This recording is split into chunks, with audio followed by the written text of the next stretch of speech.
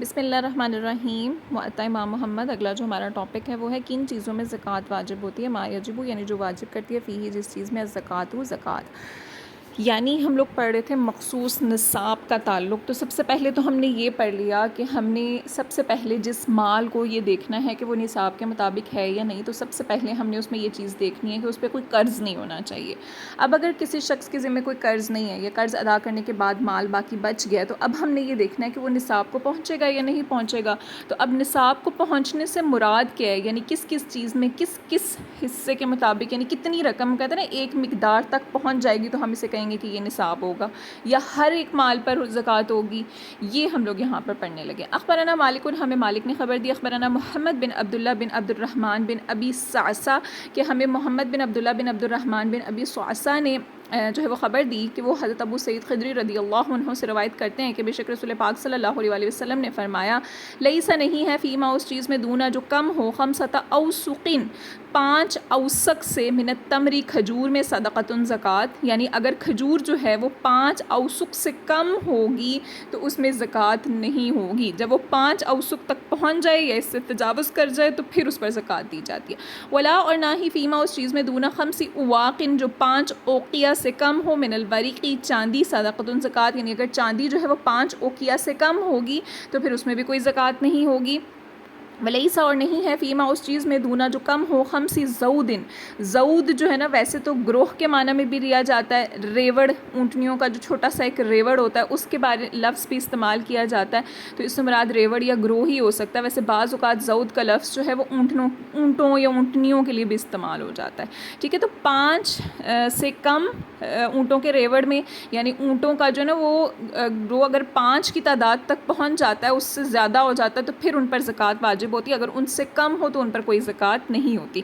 قال محمد بیان فرماتے ہیں، وہ بحاظ اور اسی بنیاد پر ناخذو ہم لیتے ہیں یا اختیار کرتے ہیں. وکانہ ابو حنیفہ اور امام ابو حنیفہ بھی یاخذو بذالک، وہ اسی کو اختیار کرتے ہیں. الا مگر یہ کہ فی خصلۃ واحدۃ، ایک عادت میں، ایک مسئلے میں، یعنی وہ امام محمد سے الگ ہیں. یعنی وہ یہ کہتے ہیں کہ فانہ پس بے شک وہ کانا یقول بیان فرماتے ہیں، فیما اس چیز کے بارے میں، اخرجت الارض کہ جو زمین سے نکلتی ہے، یعنی جو کھیتی وغیرہ ہوتی ہے، جو فصلیں وغیرہ ہوتی ہیں، ان پر بھی زکوٰۃ ہوتی ہے. اور اس زکوٰۃ کو کہا جاتا ہے العشر، عشر، من قلیل او کثیر، چاہے وہ تھوڑا ہو چاہے وہ زیادہ ہو. یعنی تھوڑی کھیتی ہو زیادہ کھیتی ہو، سب پر ہی زکوٰۃ ہوگی. اس کی کوئی مقدار مخصوص نہیں ہے کہ بھئی فصل آپ کے پاس اتنے من نکلے گی تو ہی آپ زکوٰۃ دو گے. وہ جتنی بھی ہو، چاہے تھوڑی ہو چاہے زیادہ ہو.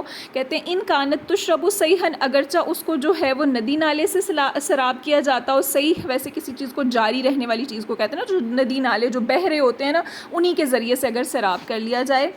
اگرچہ، یا پھر کہتے ہیں کہ او تسقیہا، یا پھر اس کو سیراب کیا جاتا ہو السماء، آسمان سے. یعنی چاہے جو ہے وہ اس کو آسمان سے سیراب کر رہے ہیں، بارش کے پانی سے سیراب کر رہے ہیں، یا ندی نالوں سے سیراب کر رہے ہیں، جو نہر وغیرہ جاری ہے اس سے سیراب کر رہے ہیں، یعنی جس میں ان کا کوئی خرچہ نہیں آ رہا، تو اس صورت میں عشر ادا کیا جاتا ہے، یعنی 10واں حصہ جو ہے وہ نکالا جاتا ہے. کہتے ہیں وہ ان کانت، اور اگر ہو تو شربو بغربن، اس کو سیراب کیا جاتا ہو کسی ڈول کے ذریعے سے، بالٹی ڈول جس کو کہا جاتا ہے. ٹھیک ہے، اس کے ذریعے سے، او دالیا، یا پھر دالیا کے ذریعے سے. دالیا کہتے ہیں کہ جو بھی سسٹم ہوتا ہے نا زمین سے کنویں سے پانی نکالنے کا، ایک تو کنویں سے پانی نکالا جاتا ہے ڈول کے ذریعے سے، ایک آپ لوگوں نے موسٹلی دیکھا ہوگا یہ جیسے ٹیوب ویل وغیرہ لگے ہیں آج کل، جو بمبیاں لگی ہوئی ہیں. ٹھیک ہے، پہلے ہوتا تھا بیل گھوم رہے ہوتے تھے اور پھر وہ پانی جو ہے وہ نکل رہا ہوتا تھا ان میں سے. تو یہ سارا کا سارا نظام اگر اس طریقے سے، یعنی جس میں انسان کا خرچ آتا ہے اس طریقے سے، یا محنت مشقت اس کی ہوتی ہے، تو اس صورت میں اگر جو ہے وہ جو کھیتی جو فصل آئے گی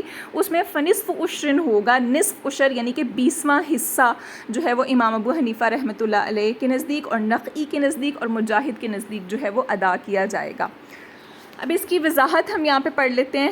کہتے ہیں اس روایت کا مرکزی مفہوم یہ ہے کہ مختلف قسم کی اشیاء میں زکوٰۃ کا نصاب کیا ہوگا. یعنی الگ الگ قسم کی چیزیں ہوتی ہیں نا، انسان کے پاس اس کا مال ہوتا ہے، جیسے کسی کے پاس کھجور. اب دیکھیں یہاں پر ذکر ہو رہا ہے کھجور کا، چاندی کا، اونٹوں کا. وہ اس وجہ سے کیونکہ زیادہ تر اس زمانے میں جو ہے وہ لوگوں کے پاس کھجوروں کے باغات ہوا کرتے تھے، یا اونٹ وغیرہ بہت زیادہ ہوا کرتے تھے. ٹھیک ہے، یا پھر بھیڑ بکریاں وغیرہ اس طرح کی چیزیں ہوتی تھیں، یعنی وہ اونٹوں میں شمار ہو جائیں گی یا جانوروں میں شمار ہو جائیں گی. خیر الگ سے یہ بھیڑ بکریوں گایوں وغیرہ کا الگ سے ذکر آئے گا، اس کی زکوٰۃ ہم الگ سے پڑھیں گے، یہاں پہ صرف اونٹوں کا ذکر ہے۔ اور اس کے علاوہ چاندی یعنی جو رقم وہاں پر یوز ہوا کرتی تھی، آج کل تو ہم پیسے استعمال کرتے ہیں نا، روپے استعمال کرتے ہیں، لیکن اس وقت جو ہے وہ چاندی یا سونے کے سکے ہوا کرتے تھے، اور زیادہ تر چاندی کے سکے ہوا کرتے تھے جن کو درہم کہا جاتا تھا، تو اس وجہ سے ان 3 چیزوں کا ذکر یہاں پر کیا گیا۔ کھجور کا تعلق کہتے ہیں زرعی پیداوار سے ہے، یعنی جو زراعت کے حوالے سے، جس میں میں نے آپ کو عشر کا ذکر کیا ہے، تو زرعی پیداوار کے بارے میں جیسا کہ امام محمد نے خود بھی وضاحت کی ہے کہ امام ابو حنیفہ رحمۃ اللہ علیہ کی ایک مسئلے میں رائے مختلف ہے۔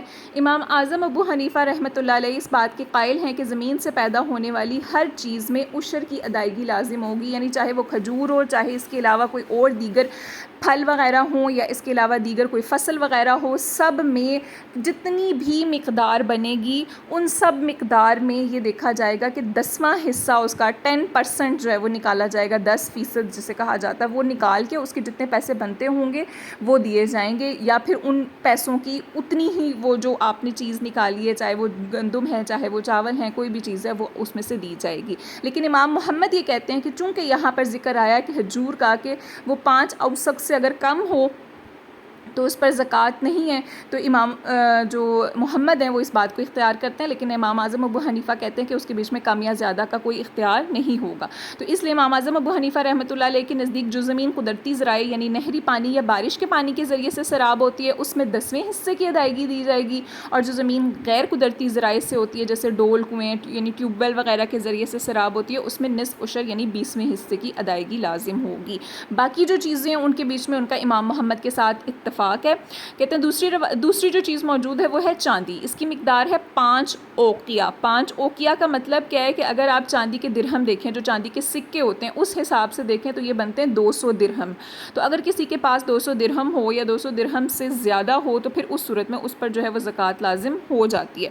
اور اگر ہمارے زمانے کے مروجہ پیمانوں، مروجہ یعنی جو اب رائج ہیں جن کے حساب سے ہم چاندی کو ماپتے ہیں، تو وہ کیا ہے 52.5 تولے چاندی بنتی ہے، جس کو اگر گرام میں دیکھیں تو یہ بنتا ہے 6,12,036 گرام یہ بنتے ہیں، ٹھیک ہے۔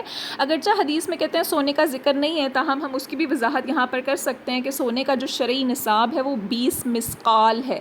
مسقال کے اعتبار سے اگر آپ دینار کے حساب سے ان کے سکوں کے اعتبار سے دیکھیں تو وہ بنتے ہیں 40 سونے کے سکے یعنی 40 دینار، اور اگر ہم اپنے حساب سے دیکھیں جو آج کل ہمارے رائج پیمانے ہیں تو ان میں یہ بنتا ہے 7.5 تولے سونا، یا پھر یہ بنتا ہے 87,048 گرام جو ہے وہ ٹوٹل بنتا ہے۔ اگر اتنا کسی کے پاس جو ہے وہ سونا ہوگا تو اس کا مطلب کہ اس پر زکوٰۃ جو ہے وہ لازم ہوگی۔ کہتے ہیں اگر کسی شخص کے پاس اس سے کم مقدار میں سونا یا چاندی ہو تو پھر اس پر زکوٰۃ فرض نہیں ہوگی۔ تیسری چیز جو ذکر کی گئی ہے وہ ہے اونٹ، یعنی اونٹوں میں کب زکوٰۃ لازم ہوگی، تو کہتے ہیں اگر 5 سے کم اونٹ ہوں، یعنی کہ 1 ہے، 2 ہے، 3 ہے، 4 ہے، تو اس میں کوئی زکوٰۃ نہیں بنتی۔ 5 سے لے کر 9 تک اونٹ ہوں، یعنی 5 ہو، 6 ہو، 7 ہوں، 8 ہوں یا 9 ہوں، تو اس صورت میں 1 بکری کی ادائیگی لازم ہوتی ہے۔ 1 بکری کا مطلب کیا ہوتا ہے؟